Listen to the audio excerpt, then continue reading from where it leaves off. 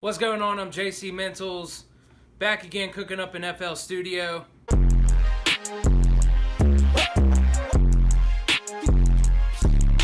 This week I'm going to be showing you how to mix hip-hop beats in FL Studio 20.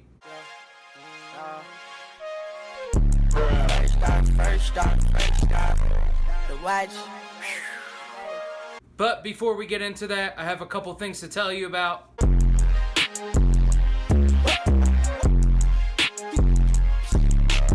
I do have 2 different loop packs available. They're $10 each, 11 different loops in each pack. You spent $10 on way dumber stuff, so make sure you hit me up, buy something worth $10. As always with these tutorials, the beats will be free. So if you're interested in the beat, just hit me up. All my information will be in the description of this video. Finally, if you like the video, give it a thumbs up, and don't forget to subscribe to my YouTube channel and turn on the notifications while you're there. Let's go ahead and jump into FL Studio, and I'll show you what I have for you this week. Alright, so like I said, I'm going to be showing you how to mix in FL Studio 20. But before I get into that, I'm just going to show you what I have so far. I started out with this first Omnisphere instrument. This is what that sounds like.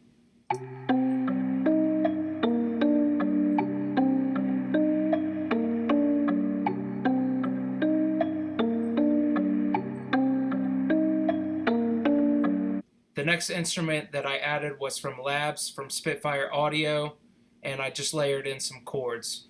This is what the chords sound like.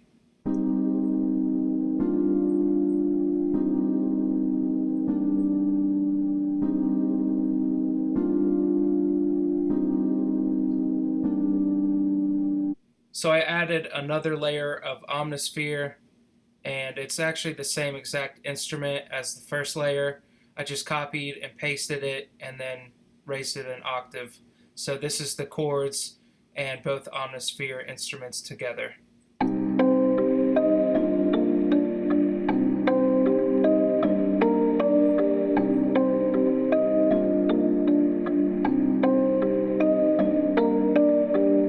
The final layer that I added is a lead, and it's actually the same exact instrument as the Labs chords. And this is what everything together sounds like.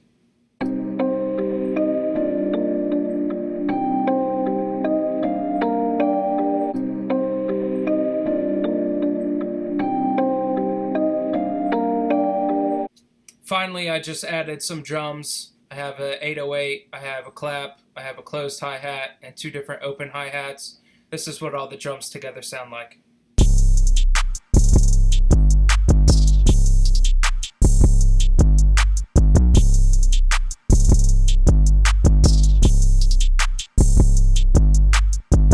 Alright, so moving on to the mix, I'm going to go ahead and just do this live so I can show you guys how I actually do things. The only thing I've done so far is I turned down some of the instruments here on the channel rack, and I prefer to turn things down here before I move over to the mixer, just because, and if you don't know, this is pre and this is post.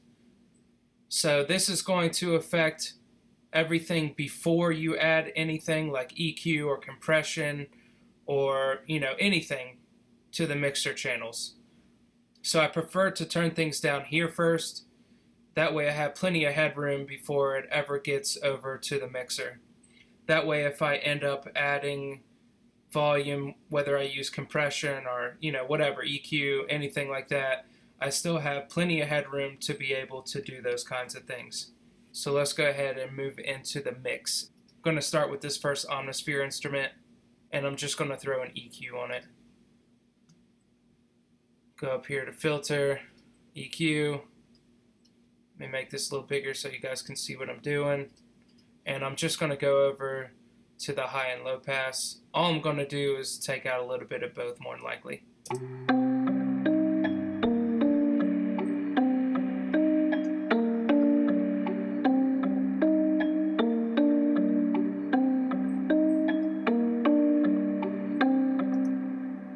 Alright, cool. That's all. I'm going to move over to the chords next. And same thing. Just put a filter or an EQ on it.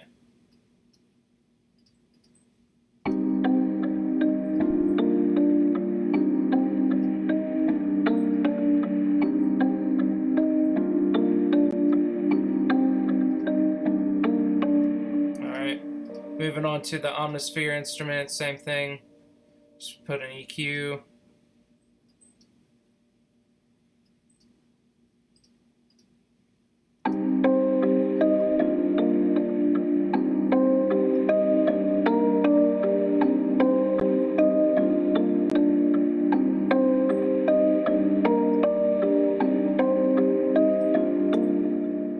And finally, the lead.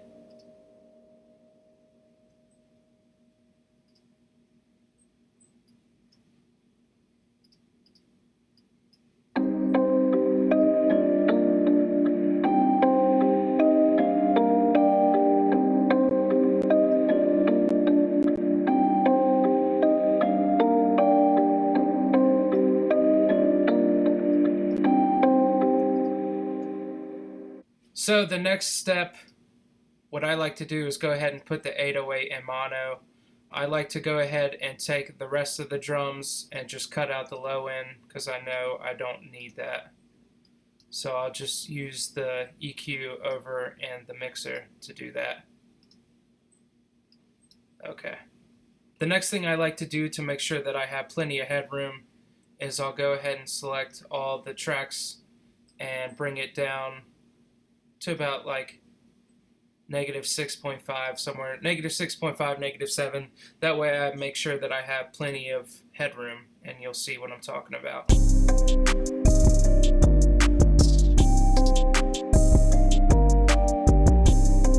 So yeah, as you can tell, I'm in the green. I'm good to go.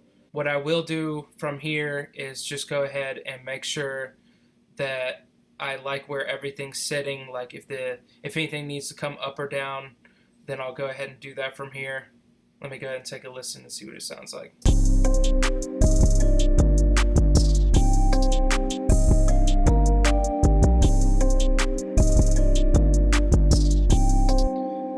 So I can tell that the 808 can probably come up a little bit. So I'm just gonna bring up the 808 just a little bit.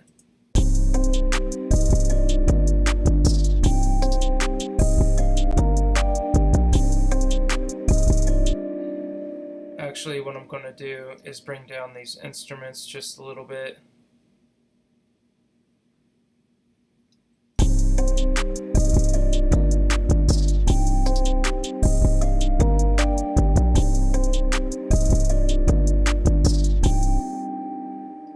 Maybe bring up the closed hi-hat just a little bit.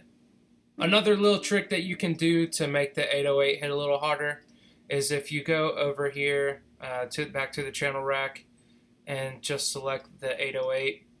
I know this is in 20. I don't know if this is in 12.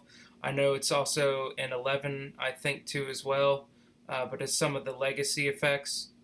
Anyways, if you select the pre-computed effects and go down here to the boost and select clip and then bring this up just a little bit, it'll really make that 808 stand out, or the kick, or whatever you're using it on.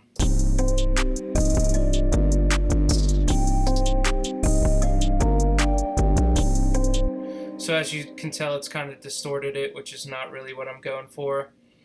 So another way to fix that is either to bring up the velocity or just bring up the volume on the fader until you like it.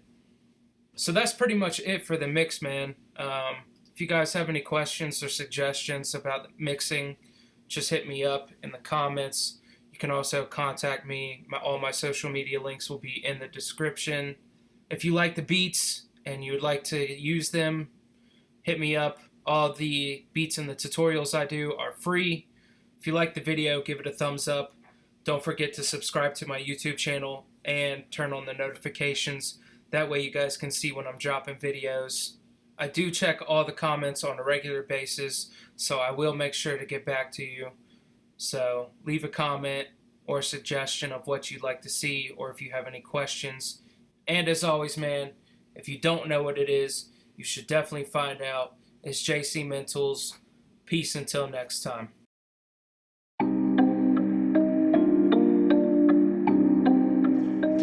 jcmentalz.